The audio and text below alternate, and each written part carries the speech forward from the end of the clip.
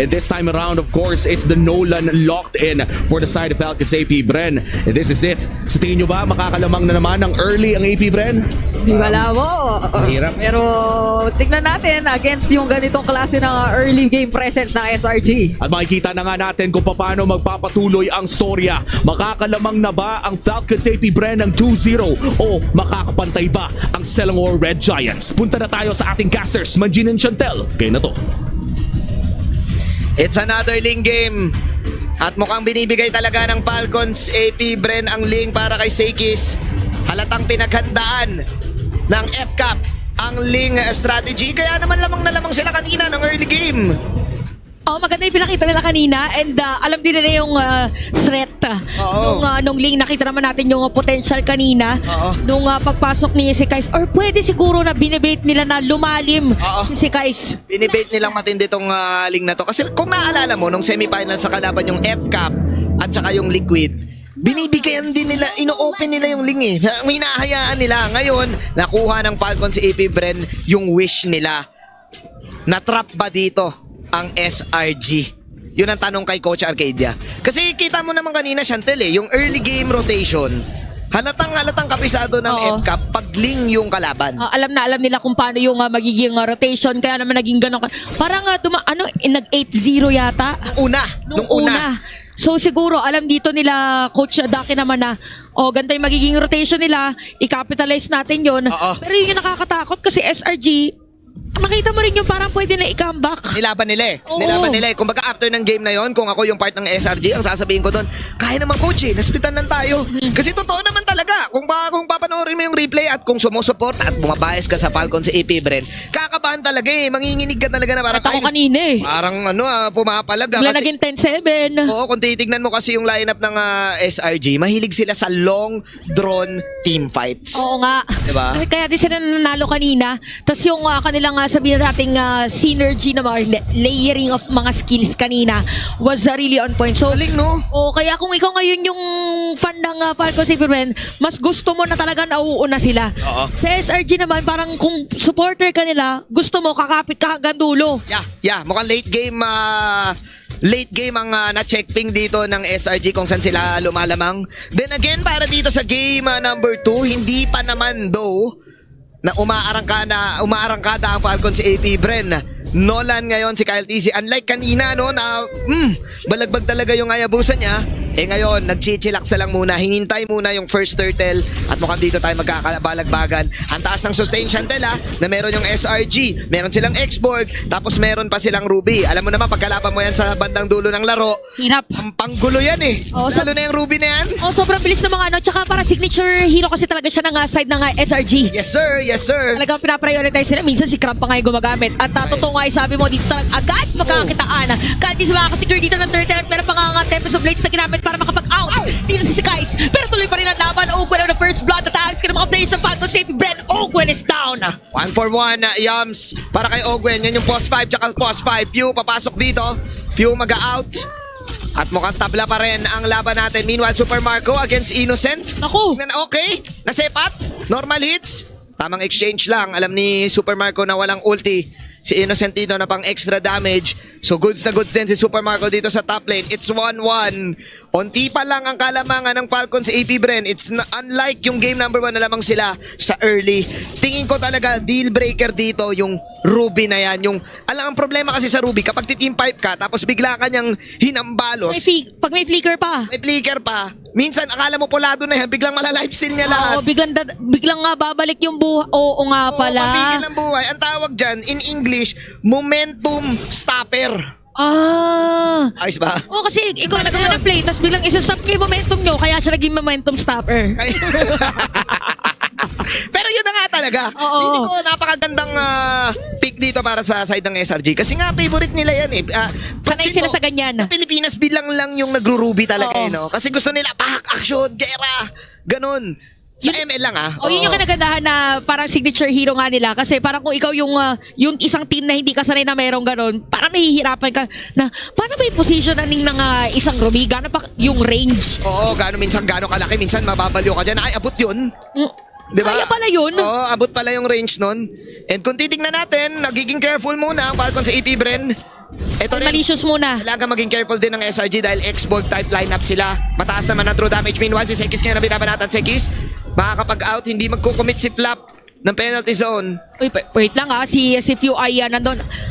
So more on face check para dito kay Few pero makakalayo lang din naman.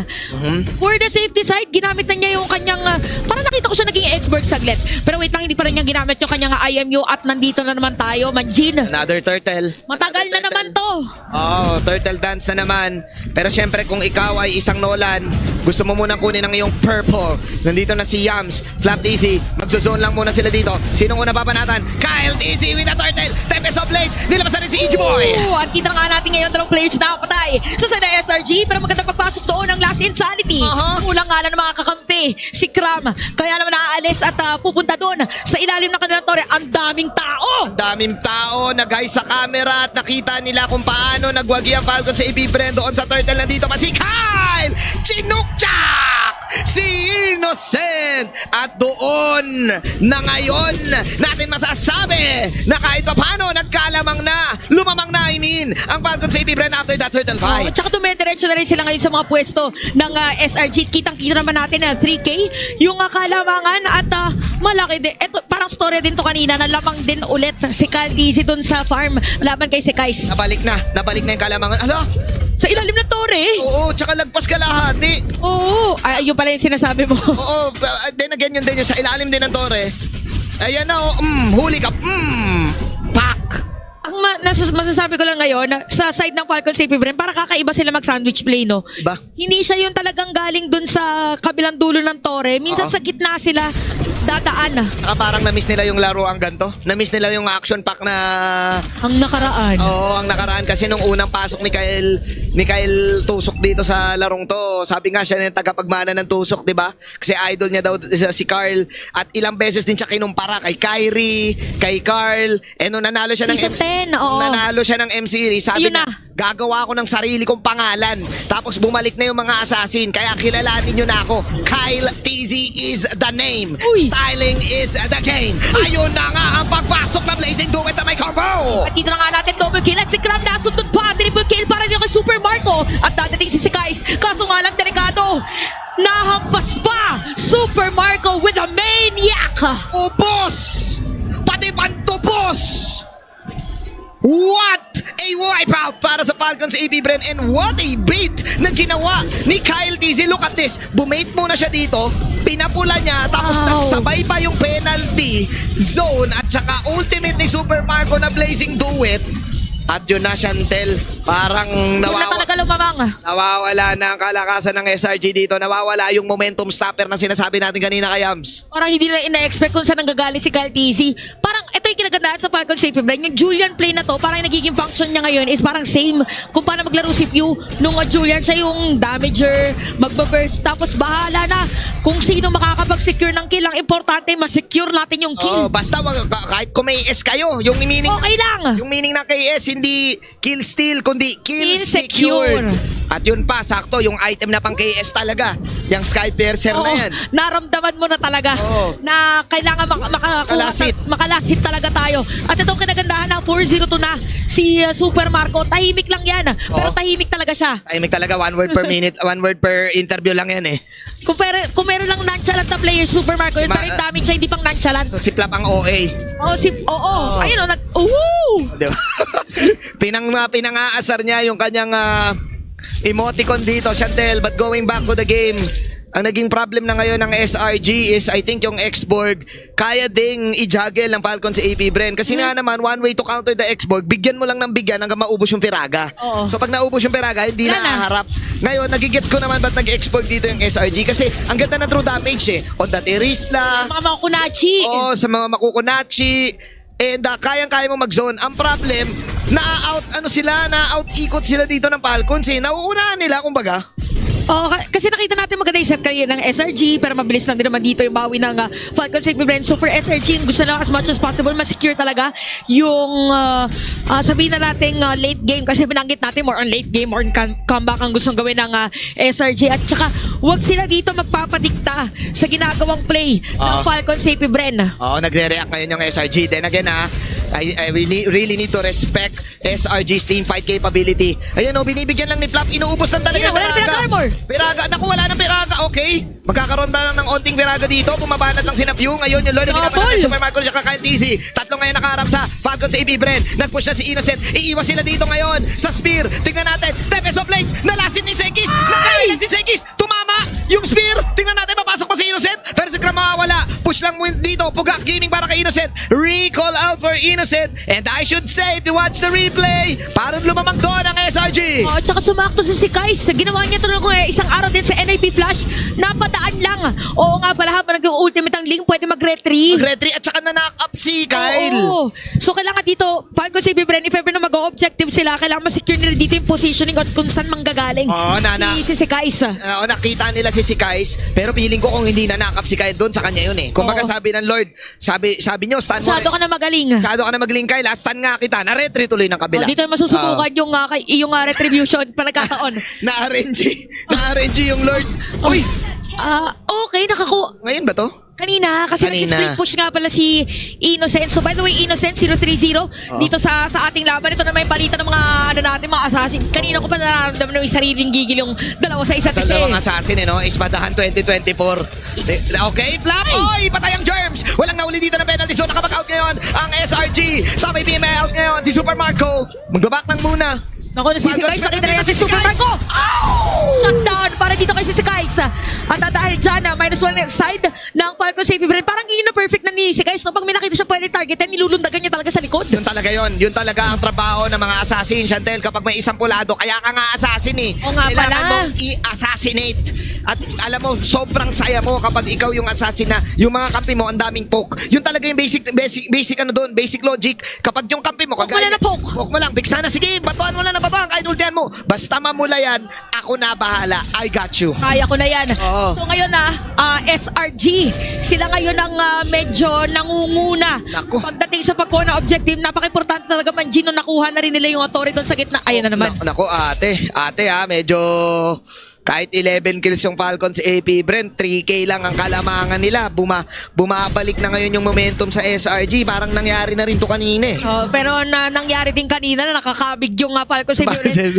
pero depende yan. Gusto na natin sabihin, pantay na pantay ngayon yung individual skills at team skills ng dalawang teams natin na hindi natin masasabi kung sino bang lalamang. Depende siguro kung sino makakakuha ng Lord. Pero mamaya pa yung Lord eh. Ang galing din kasi ng SRG talaga sa galawan. Ang dami nila mga outplay moments like kagaya niyan, yung nanakap si Kyle tapos nakapag-retry pa. Eto na, may win chant reveal na si Super Marco. Let's see kung magagamit niya to na maayos up against Innocent. Ang nagugustuhan ko sa Falcon sa AP Bren, kapag may team fight na nangyari, nakaabang din sila doon sa Great Spear. Oo. Innocent. Para if ever na pwede silang Ever na tumama. pumulas. Ano nga yung pumiglas pala? Oo. Kailangan yung tumama Falcon sa Brand yung naman penalty zone. Ni Flappy. Kanina kasi medyo medyo nabaliko ng konti kaya nagkaroon ng space si Kais na makuha doon sa may gitnang tore. Ito maganda nangyayari yung binabagit natin kanina pa si Kram talaga ay nawawala ng Piraga armor. Kaya pwedeng siya pumasok makapwesto. anytime ang Falcon Safety Brand. Hindi siya makapwesto, no? Yun talaga ang counter sa isang X-Borg. Kasi nga napopoke din siya dito ni Pew eh. Binibigyan siya ng mga shadow strike eh. Hindi na shadow strike siya randomly just to get the Panaga armor. Here we go! Team fight is real! Knock up! Ayun nga lang, si Innocent ay free pa rin. Babalik yung buhay at may kita natin ang last hit sanity. Ginamit na ni Pew. Habang hinahabol si Kyle TC. Ginamit pa dito yung flicker ni Yoms para ma-secure ang kill. Tapos sa Blades, nakulang buhay na rin si Pew. Pero mabubuhay pa rin. Hindi na natamaan. Dito na Innocent at hahabol ng mga players at diretso sa pagkuha ng Lord ang SRG. Lima pa ang buhay dito sa squad ng Malaysia. Selangor Red Giants getting that skirmish team fight. What an initiation coming in from Yums! And everyone dito sa SRG, maging si Stormy. Kay Stormy ba nanggaling yung knock-up? Oo, Yung patalon? Oo, nakita niya kasi na okay, may opening para sa mga EG Boy ko. EG Boy Unite. Na EG Boy Unite niya. 5-11 at doon na lumamang sa pera ang SRG! Wala nang kills dito, sabi ng SRG. Kailangan nila capitalize yung Lord ngayon na dadaan doon sa may top lane. Medyo mahirap nga lang ngayon sa Falcon Safety Brand. Hindi ganun kaganda yung kanilang clear na minion wave. Not unless gamitin yung Blazing Duet ng Flood Oo. para lang sa minion. Pwede na, mahirap din dun sa Valentina, no? Siyempre, gusto mo masipang poke na lang din, pero mabilis lang din naman yung cooldown. Then again, ayaw mo masyado lumapit kasi baka mamaya, bigla kang mapulas. Okay, eto na naman. Nilabas sa EG Boy. Innocent will manage to get the kill. Wala na si Owen ngayon. Yung Lord nasa top lane. Magta-transition muna yung Falcon Safety Ben. Kaya ba? End the ball ba? Tempest of Blades. Ilalabas na ngayon. Si Flavito ang target. Penalty zone. May mapapatay ba dito ang F-Cap? Naku po si Yams with Immortality. At si Pew mawawala. End the ball. Walang minions. Baka magdepensa ang Falcons. Pero dalawa ang nakuha ng SRG. Mission accomplished yata ng SRG. Nakakuha din sila ng inhibitor turret. And dahil dalawang players ang patay dito sa side ng Falcon Safety Brand, kailangan talaga lahat kapitan. Si Q dito ay nakakapitan na ng damage. Pero patay na natin dito ibang mga players. Super Marco with a Blazing Duet. Okay, pero nandun si Segi sa matagita, nakaka-LTC. Ka-LTC na lang ang bola ngayon. Kaya pa maento. Ka-LTC mawawala. Nandito rin si Owen. Yung minions, hindi kaya. Walang minions. Masyadong makunat ang baka. Binabanatan ngayon si Segis. Nandito si Nila. Penalty zone. Tatamaan dito si Segis. But it's a 1-1. SRG with the comeback. At gumanda ang documentary. 1-1 ang ating serye. Nagre-rejoice ang Malaysia ngayon. Ang ganda ng serye na to. Hanggang game 2, hindi tayo sure kung matatapos na pero natapos na